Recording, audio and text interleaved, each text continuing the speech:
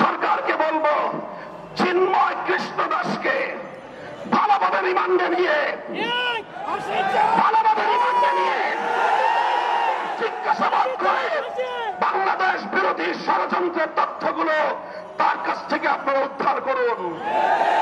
শেখ হাসিনা তাকে কত টাকা দিয়ে তার সন্ত্রাসী বাহিনীকে দেশের বিরুদ্ধে লেলিয়ে দিয়েছে সে তথ্য উদ্ঘাটন করুন।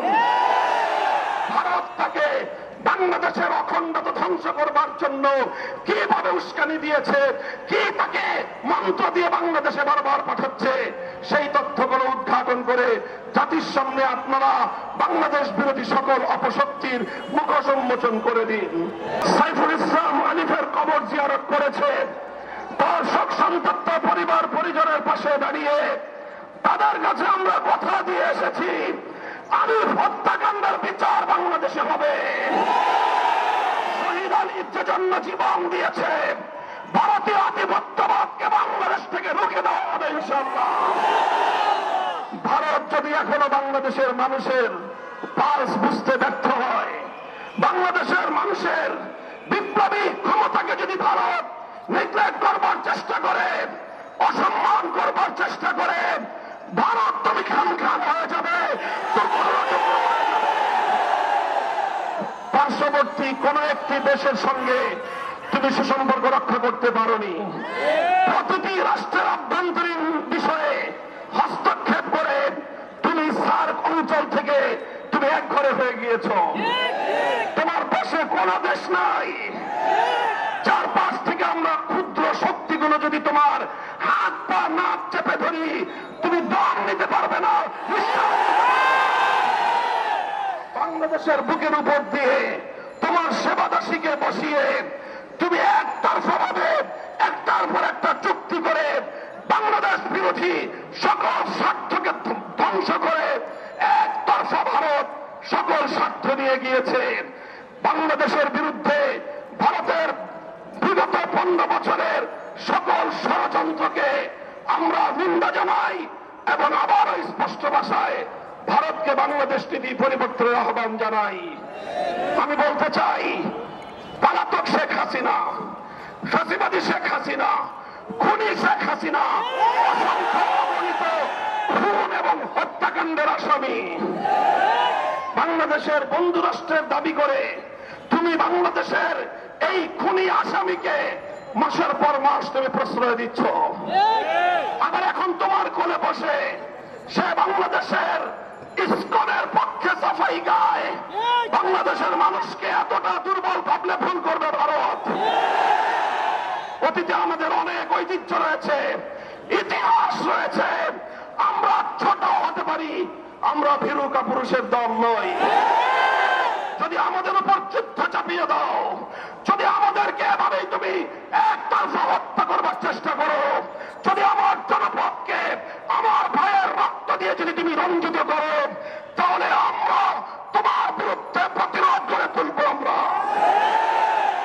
সংগ্রামী সাথী ও বন্ধুগণ, হেফাজতে ইসলাম বাংলাদেশ দেশের সকল ধর্মপ্রাণ মুসলমানদের প্রতি উদাত্ত আহ্বান জানাচ্ছে। শহীদ সাইফুল ইসলাম আলিফের হত্যাকাণ্ড আমাদেরকে স্পষ্ট বার্তা দিচ্ছে, এই হত্যাকাণ্ডের মাধ্যমে বাংলাদেশে নৈরাজ্য সৃষ্টি করে রক্তের হোলি খেলা খেলানো, এটাই হলো বাংলাদেশ বিরোধী শক্তির অভিন্ন টার্গেট। কাজেই তাদের এই ষড়যন্ত্রের পাতা ফাঁদে আমরা পা দেব না। আমরা কোনোভাবেই সহিংস কোন কর্মসূচি পালন করব না। শান্তিপূর্ণ ভাবে টেকনাফ থেকে তেঁতুলিয়ায় আমরা তীব্র প্রতিবাদ এবং প্রতিরোধ আন্দোলন গড়ে তুলব। শান্তি হবে আমাদের হাতিয়ার, ধৈর্য হবে আমাদের সৌন্দর্য। শেষ মুহূর্ত পর্যন্ত আমরা ধৈর্য ধারণ করব।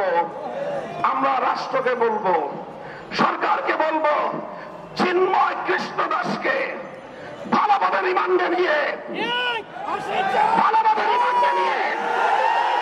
জিজ্ঞাসাবাদ করে বাংলাদেশ বিরোধী ষড়যন্ত্রের তথ্যগুলো তার কাছ থেকে আপনারা উদ্ধার করুন। শেখ হাসিনা তাকে কত টাকা দিয়ে তার সন্ত্রাসী বাহিনীকে দেশের বিরুদ্ধে লেলিয়ে দিয়েছে সে তথ্য উদ্ঘাটন করুন।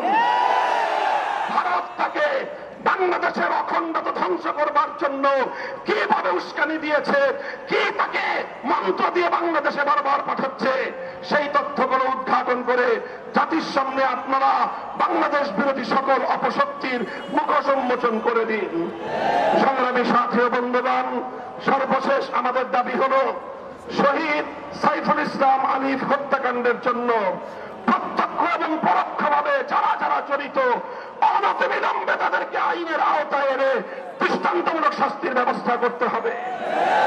সেই সঙ্গে সন্ত্রাসবাদী জঙ্গিবাদী সশস্ত্র সংগঠন হিসেবে সৌদি আরব, চায়না, মালয়েশিয়া সহ পৃথিবীর বহু রাষ্ট্রের মতো বাংলাদেশেও ইসলামকে নিষিদ্ধ করতে হবে।